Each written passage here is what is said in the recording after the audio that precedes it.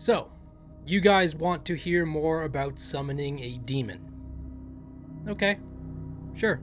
As some of you are aware from my community posts, I am currently working on a pretty big project. The script for that is done, however, it's going to take quite a while to record and edit it. So I figure now that I'm sort of in between stages on that, I can give you guys some shorter videos like today's, just to let you know that the channel is still active. I would also like to ask you guys to stay tuned until the end of the video because I need your help with something. Even if you aren't interested in today's topic, just sort of jump to the outro so that I can tell you about it. But for now, let's get to the reason why you're here. So a lot of you expressed interest in learning about a demonic summoning ritual in more complete detail, as in my occult demonology guide I only went over the basics. If, by the way, this is the first video of mine that you're seeing, I highly recommend checking out my other longer demonology videos to really get a better grasp on the entire subject if you're interested. Anyways, there are many different rituals to summon demons across various different grimoires. And if you guys like this video, I'll definitely go over more, but I had a bit of a task in choosing which one to go over today. I landed on one that I've always found particularly interesting simply because its instructions are a bit more straightforward, it's very unique amongst other rituals, and it has a bit of a story behind it. And we love stories here, don't we? The ritual I speak of is known as the Green Butterfly Ritual, or more officially, the Great Kabbalah of the Green Butterfly. Kabbalah, for those of you who are unaware, is a Hebrew word that refers to mysticism, or rather a school of mystic thought. Essentially magic methods, traditions, or teachings, to put it simply. Anyways, the Great Kabbalah of the Green Butterfly is a demonic summoning ritual found in one of the most notorious grimoires based on Solomonic teachings, Grimorium Verum. Before we get into the ritual itself, I should provide a brief explanation of Solomonic magic and Grimorium Verum, for those of you who haven't seen my occult demonology guide. Solomonic magic refers to demonic conjuring methods based on the teachings of King Solomon, specifically the Testament of Solomon and the Greater Key of Solomon. There is an entire chapter on King Solomon and his testament in my occult demonology guide, and I plan on doing a video specifically on this topic as well, so I don't want to dwell too long on it here, but long story short, King Solomon is a king of Israel who is mentioned in the Bible, most notably in 2 Samuel, 1 Kings, and 2 Chronicles. And because of this, he is a very notable figure in all of the Abrahamic religions. However, legend tells a story of King Solomon not found in the Bible. You see, among occultists, or those who study the mystic arts, Solomon is believed to have been one of the greatest exorcists and practitioners of magic to ever live. In fact, 99% of the time, whenever you hear someone talking about any kind of demon summoning magic, they are usually referring to Solomonic magic, as there really isn't much documentation for any other kind of demonic summoning. Now, this all stems from a book called the Testament of Solomon, which claims to be a first-hand account written by King Solomon himself. It describes a story in which God grants King Solomon the power to command demons. The Testament contains a series of interview-like conversations that Solomon has with a variety of different demons, making it the oldest known text that deals in information on individual demons. However, it should be noted that its authenticity is highly debated, as most researchers agree that the Testament was likely written many years after Solomon's death, almost 2,000 years after, in fact. The real author is a complete mystery, one that is likely to never be solved. Regardless of its true origins, however, the Testament of Solomon, as far as we know, is the origin of Solomonic magic teachings, and the inspiration behind almost every demonic summoning grimoire that exists today, including the famous Greater and Lesser Keys of Solomon, and the book in which today's ritual comes from, Grimorium Verum. I bring this all up because it's important to know that Solomonic magic is not the evil horror movie demon summoning rituals that you might expect. As I said, Solomon's magic came from God, and Solomonic magic is very reflective of that. Most Solomonic rituals are done by invoking the name of God and reciting many prayers and confessions. The concept behind it is that you are using the power of God to force a demon to obey you, as opposed to summoning the demon as an ally or in order to worship it. In fact, according to the Greater Key of Solomon, another book allegedly written by King Solomon himself, that is essentially the textbook that most occult writers have used to create the other grimoires we have today, it stresses that before performing any of the conjurations within the text, one must fear God, adore God, honor God, and invoke his name for protection. You must also confess your sins and rid yourself of all evil. So, summoning a demon is not really the evil satanic ritual that Hollywood might have you believe it to be. However, that is not to say that there aren't some Solomonic texts and rituals that are somewhat disturbing, and even some that are shunned by practitioners and researchers of that field. Which brings me to Grimorium Verum. Grimorium Verum is a Solomonic grimoire from the 18th century, believed to have been originally written in French or Italian. However, it claims to be written in 1517 by a man named Alabek the Egyptian, a claim that scholars and historians have deemed to be very likely false, at least as far as the date goes. But either way, Grimorium Verum, like every other Solomonic grimoire, is heavily influenced by the Greater Key of Solomon. However, it differs slightly from other Solomonic grimoires because of its inclusion of more frowned upon practices.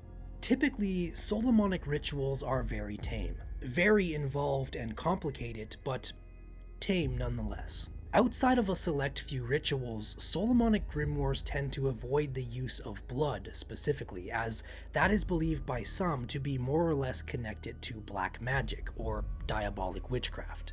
Grimorium Verum, however, contains many rituals that include the use of your own blood or that of various animals, and even goes as far as to instruct its reader to use a human skull and perform live animal sacrifices, which, again, according to many occultists, leans too heavily towards black magic.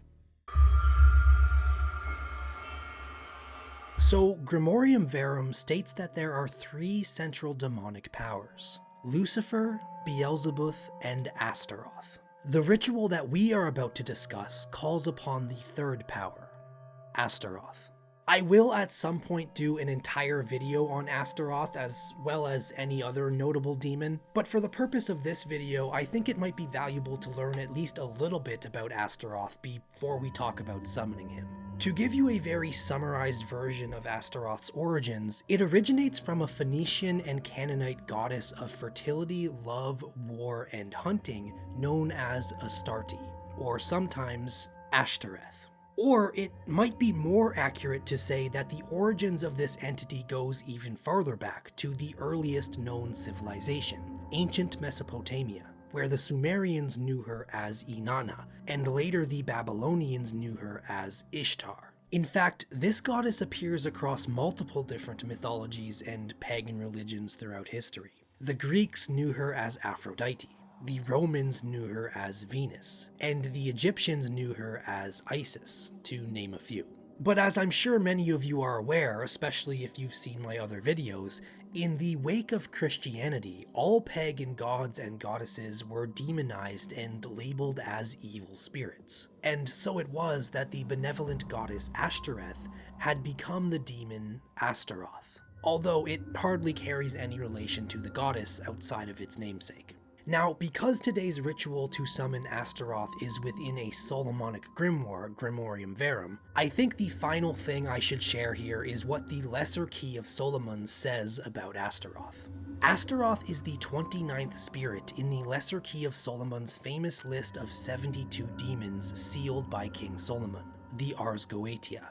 The description of Astaroth is as follows.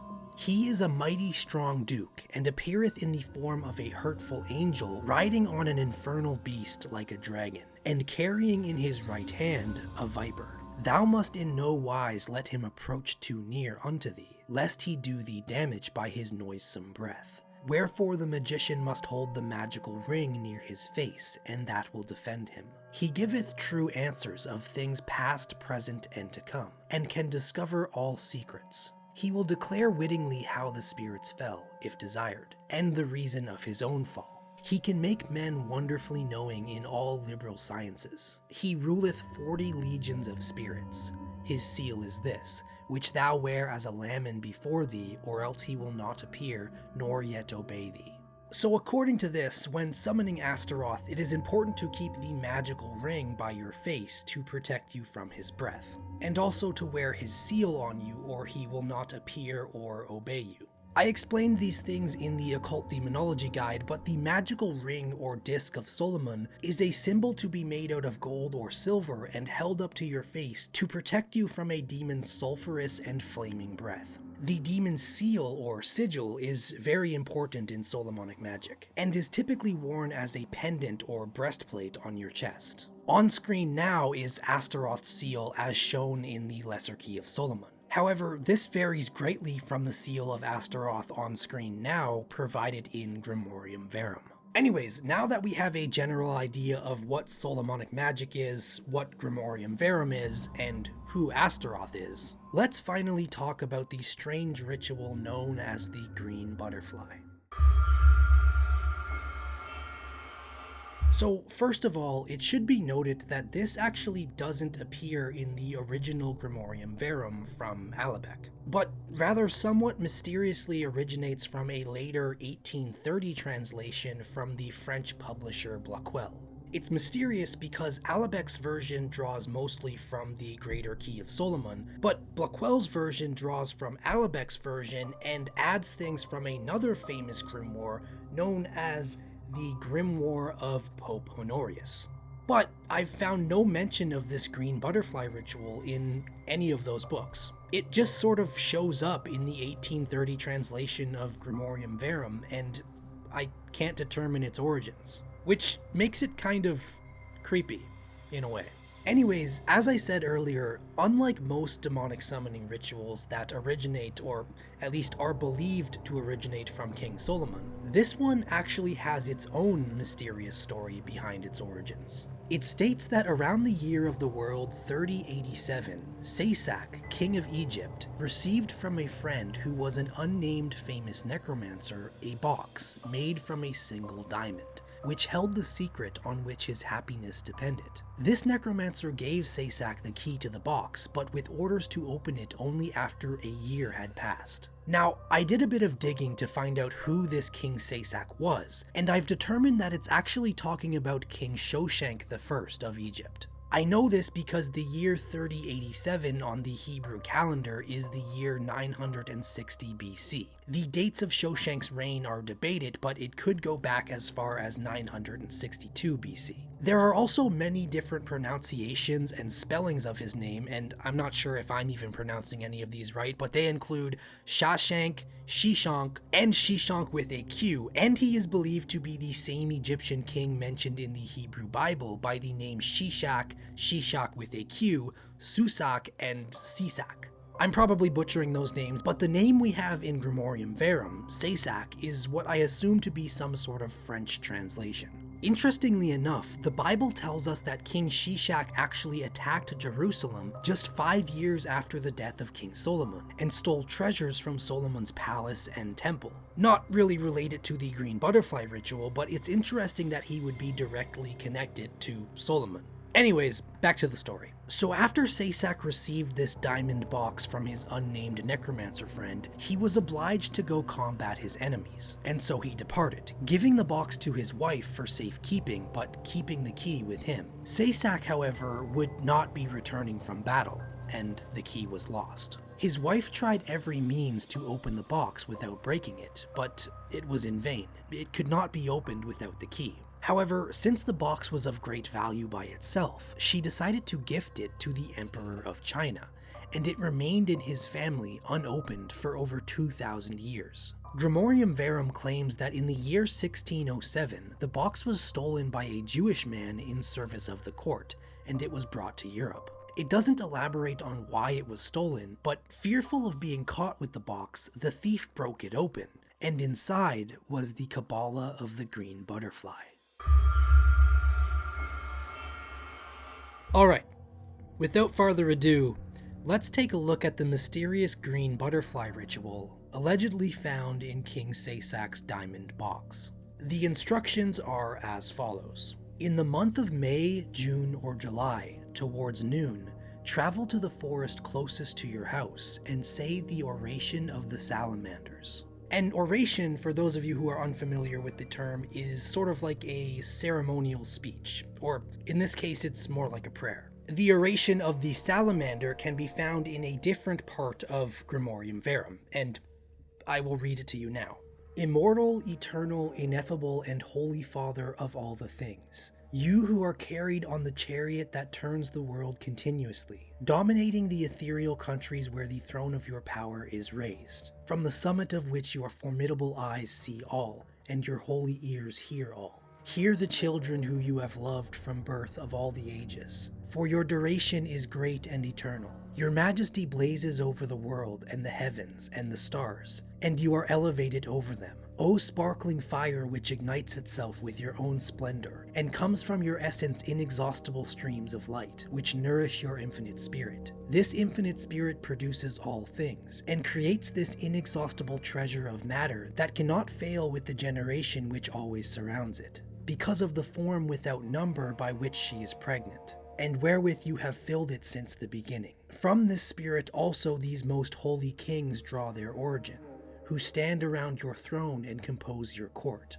O universal Father, O only Father of happy mortals and immortals, you have in particular created powers which are marvelously similar to your thoughts and your adorable essence, which powers you have established above the angels who announce the world your will. Lastly, you created in the elements a third quality of monarchs, and our continuous exercise is to praise and adore your will, such that we burn to possess you. O Father, O most tender mother among mothers, O admirable example of the feelings and tenderness of mothers, O Son, O flower of all sons, soul, spirit, harmony, and number of all the orders, preserve us, protect us, guide us, and be... what the f*** is that? Propitious? Propitious? The word I am idiotically about to say is propitious, meaning to give or indicate a good chance of success. Favorable. And be propitious to us. Amen. Jesus, talk about a fucking run-on sentence. Prayers like this are used in almost every Solomonic ritual to ask God for protection and guidance during the ritual. After you read this, you must seek out the largest tree in the forest, climb up onto one of the largest branches, and strike 30 times on a copper pan.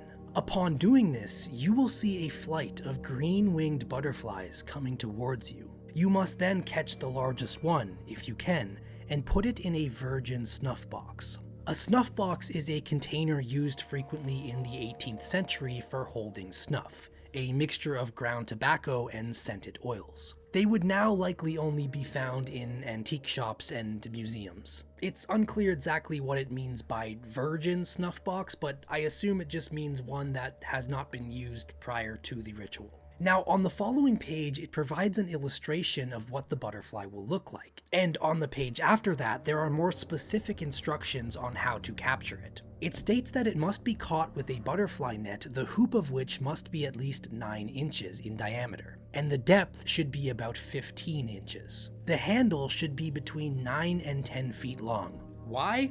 It doesn't say. You are to place flowers on the hoop and inside the net on which the butterflies can come to rest. This means of attracting them continuously will soon provide occasion to catch one of them.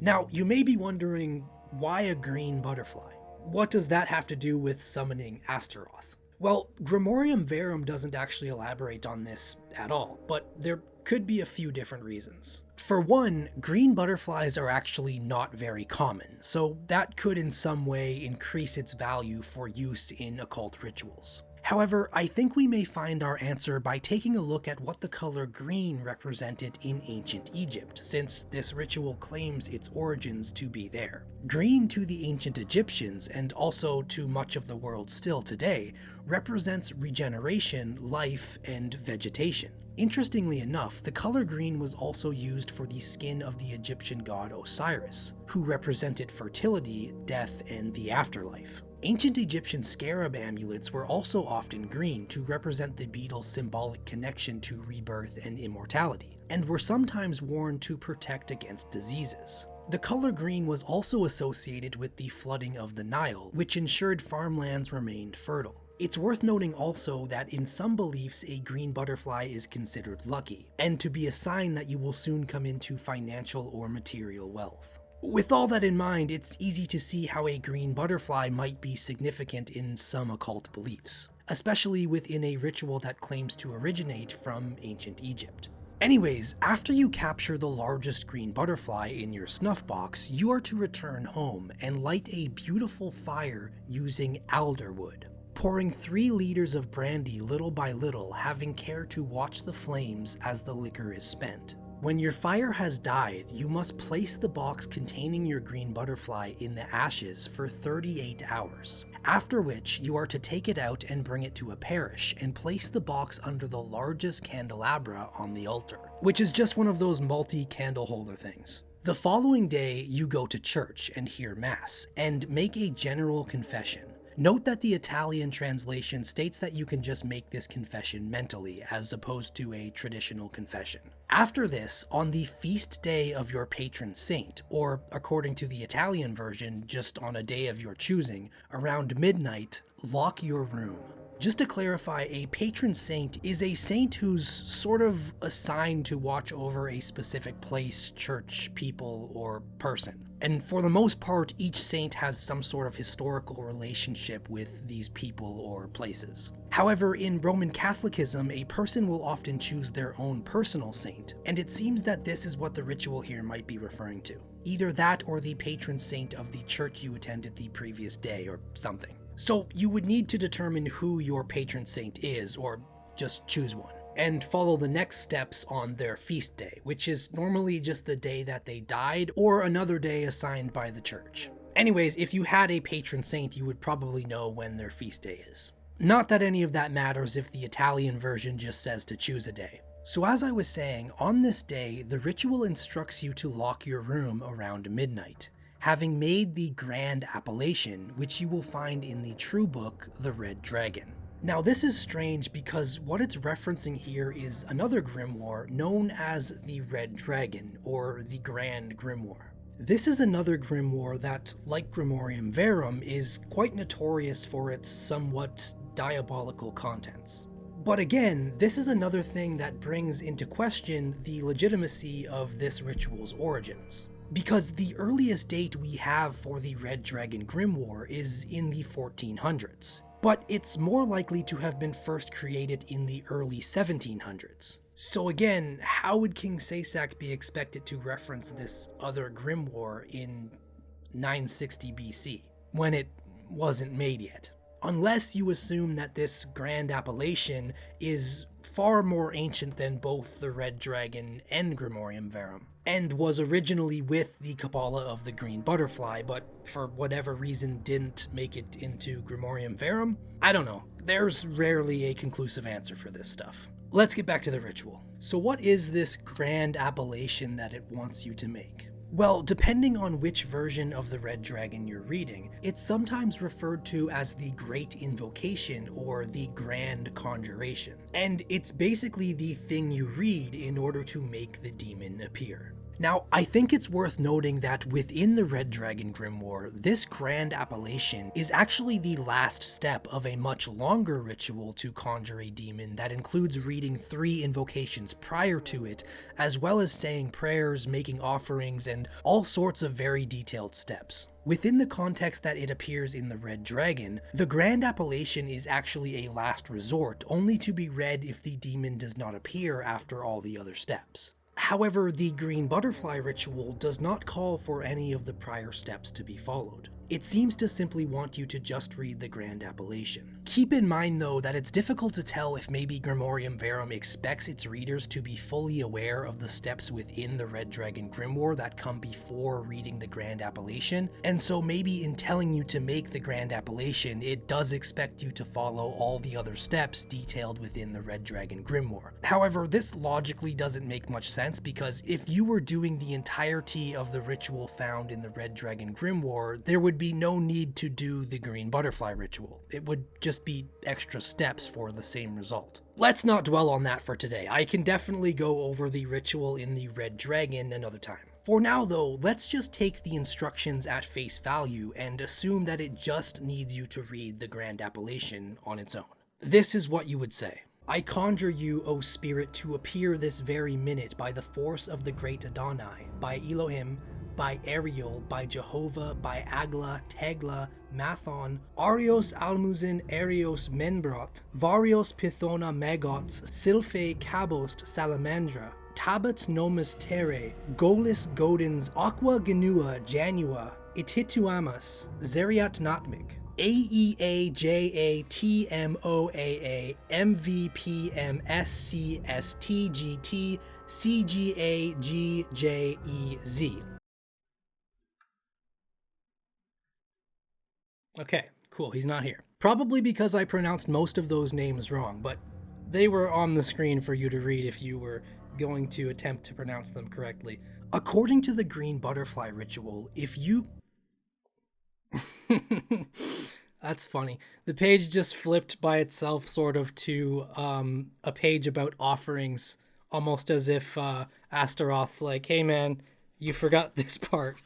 We're not doing that ritual, bro. Anyways, according to the green butterfly ritual, if you followed all the previous steps correctly, after reading that invocation, Astaroth will appear before you. I realize now while editing that I probably should have explained what the hell I just said. Basically, you are invoking the names of spirits that are superior to Astaroth in order to force him to appear before you and obey you. Most of the names here, such as Adonai, Elohim, Ariel, Jehovah, Agla, Tegla, Mathon, Almuzin, Janua, and Zeriat Natmik, are simply different names for God. Menbrot is a demon also known as Membrot, Nambroth, and Nambrot, who is listed in the Grimoire of Pope Honorius as one of the 4 demons who are superior to all others, as opposed to the 3 in Grimorium Verum. This would be Lucifer, Beelzebub, Astaroth, and Nambroth. And I couldn't find any valuable information on the rest of the names. Likely just more names for God or other spirits superior to Astaroth. And then all the letters I said were just the initials of those names.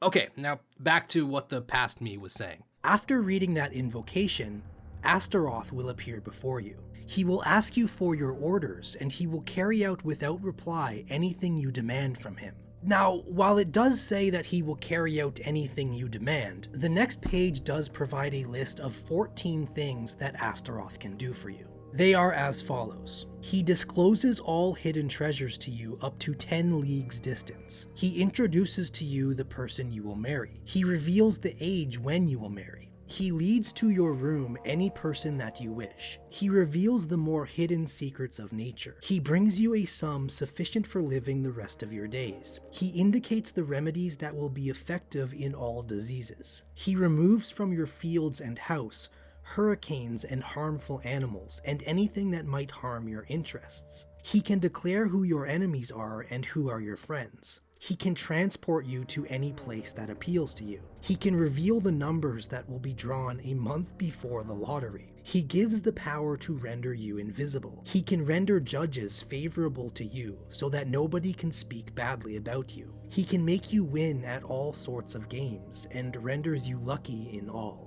I think all those things are pretty self-explanatory, so I don't really need to dive into it farther than that. Basically, summoning Astaroth is like a cheat code for life. Love, riches, health, protection, luck, and knowledge. Astaroth, according to Grimorium Verum, can bring you all of this. In fact, these types of things are quite commonly the goal for most demonic summoning rituals, not just in regards to Astaroth and the green butterfly ritual. But that's it.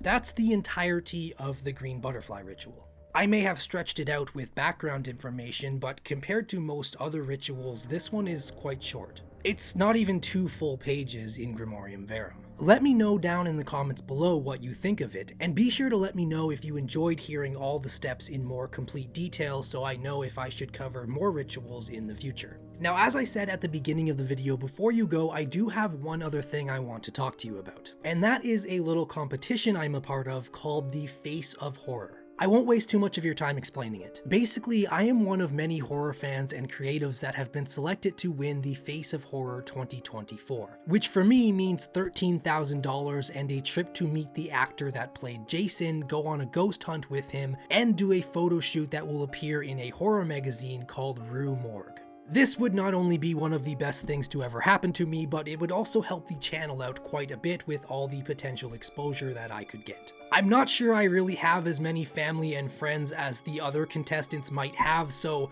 I really need the help of you guys if I'm going to win this. The way you can help is extremely simple. Go to the link I put down in the description and vote for me. You do need to log into Facebook when you vote so it can confirm that you are a real person, and you are allowed one free vote per day. If you are feeling generous, you can donate to Vote More, and the proceeds go to the Starlight Children's Foundation. All I need you guys to do though is to go to that link below and vote for me once a day. It takes maybe a minute, but you would really be helping me out. Every vote counts, and I really appreciate any of you who are willing to help. That's it. Whether you decide to vote or not though, I love you guys. Thank you for supporting the channel so far despite how slow my uploads have been. Some projects are just more work than I can even explain, but I'm hoping to be able to upload more frequently soon. Anyways, good night.